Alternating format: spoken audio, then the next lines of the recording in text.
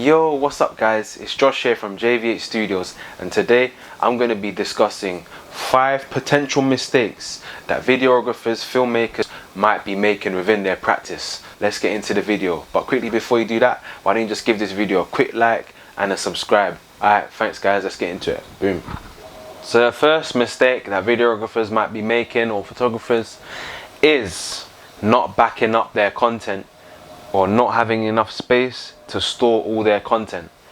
So I would say invest in multiple hard drives, as much terabytes and as much space as you can possibly afford.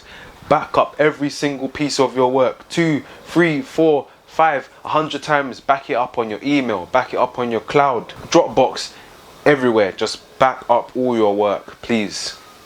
Like, that is just the number one thing. Your work is your prized possession. Yeah, and that's speaking from experience, you know. So I would say, yep, back up your work. That's it. That's tip number 1. Mistake number 2, I would say, is not preparing enough for your shoots. Now, it's easy to just say, yep, let's shoot, but don't forget about all the groundwork, all the pre-production planning you have to do to make sure that everything runs smoothly on the day. And have you got a storyboard? Have you got a treatment? It's always good to consider these things. Have you got the right equipment for the shoot? Just make sure that you're always planning ahead, and you're planning, because when it gets to the day of the shoot and everyone's just scattered around haywire, no one knows what's going on, the timings aren't right, it's not managed properly, it can be chaos and very stressful for you as the videographer and for the client too. And you want to make a good impression on them, so why not show up being on time, prepared, got all the equipment ready, your storyboard, your treatment, and that gives a good impression of you to your client or whoever it is you're shooting with. So yeah, I would say that. And it also saves time. If you are the editor or color grading, it would save you a lot of time in pre-production and on set. It would save you a lot of time during the edit. So just planning, that's the key thing. Planning is the key thing. Tip number 3, this might be controversial. Now, another mistake that I'd say, speaking from experience myself, not charging enough. Now, I can't tell you guys how much you should charge for your work, because I think, you know, everyone's different, everyone's skill level is different. So you have to think your things I take into consideration when I'm giving a client a quote on a project and how much I charge them. It's my time, how much skill, my equipment, and you know, the type of shoot that it is. There's loads of different factors involved. So how much time are you going to spend filming? You know, how long is this going to take to edit? You know, how long is the video going to be? Is it going to be a 15-minute video or a 1-minute Instagram clip? It all matters, and you got to really think about that when doing your pricing. So, you know, sometimes people go for the day rate, the hourly rate, or just a set price plan they have for everyone. But I would say make sure that you're charging enough, and make sure that you're happy with the price that you're working for, you know. So that's another thing I'd say to consider. Number 4 is forgetting equipment, not charging your equipment.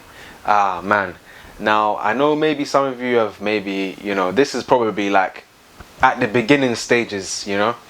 You might have like been working late night and you didn't get enough time to charge up your equipment, or you know, you didn't bring the right batteries, or you forgot your set a AA battery. Or you know, it's easily mistake. We're all human, we all forget things from time to time. But how you can combat this is, well, how I combat this is, and I can be a really forgetful person. So how I stay organized, I write a list of all the equipment I have, and every time I go to a shoot, I make a separate list of all the equipment I need for the shoot. So whether it's batteries, lights, cameras, sound equipment, you know, all sorts of things. So I tick it off as I've packed it in my bag, and at the end of the shoot, I tick it off as we're packing it away for the end of the day. So that way I know what I have and what I don't have. And I always keep a spare set of batteries in my bag, just to make sure that if anything does happen, we've got spares. And I always have 2 or 1 spare battery for each camera and each light, so that, you know, if anything does happen, there's always spares there. Number 5, now this is really important. Another mistake that you might be making is not keeping your lenses clean. It's not really a mistake, it's more of just maintenance. It's just a maintenance thing. You got to make sure that your lenses are clean, because if you're investing big money into lenses and camera bodies, you got to keep the maintenance up, you know, because it's like, you don't want dust. If you're filming outdoors a lot, you're gonna get dust and scratches and things happen to your lens. So how to combat that? Just get a cloth, wipe it every so often, or invest in a UV filter so you can just attach that onto your lens, and then you go, any scratches or dust just goes onto that. You can take it off, clean it, put it back on, bang, the lens and the glass hasn't been damaged. So it's just about protecting your investments. Hey, and I'm gonna just give you guys a nice treat. I'm gonna give you one more thing just for good luck. So the last thing is, I would say, I've seen in my own work sometimes as well when I was beginning out, I'm going to be honest, it was the overuse of warp stabilizer. Now, warp stabilizer is what you use when you have some shaky footage. You just put that on your program, your editing software, Premiere Pro or After Effects. You put warp stabilizer on it and it smoothens out the footage. Now, that doesn't always work. That's what I had to get my head around, is that if your footage is too shaky, warp stabilizer is just gonna distort your whole clip and it's not gonna look good. It's not gonna look professional and it's not gonna look clean.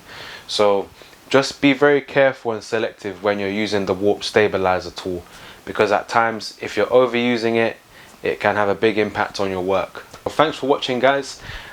Those were my mistakes. Some of them were from my own, some of them are my own mistakes, which is why I can talk about them.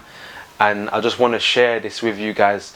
And also, if you got any tips for videographers, filmmakers, photographers out there on how to improve their work, don't be afraid to share your experiences in the comment section. I'll be glad to hear you guys. Hit me up in the DMs on Instagram, on Facebook too. Don't forget to like the Facebook page, JV8 Studios. Oh yeah, and don't forget to subscribe as well, because we're getting to 1K slowly. We're getting to 1K, so I appreciate all the support. These videos take time and hard work, and we're getting there slowly, man. Big up to all the supporters. Yeah, that's it. That's all I want to say.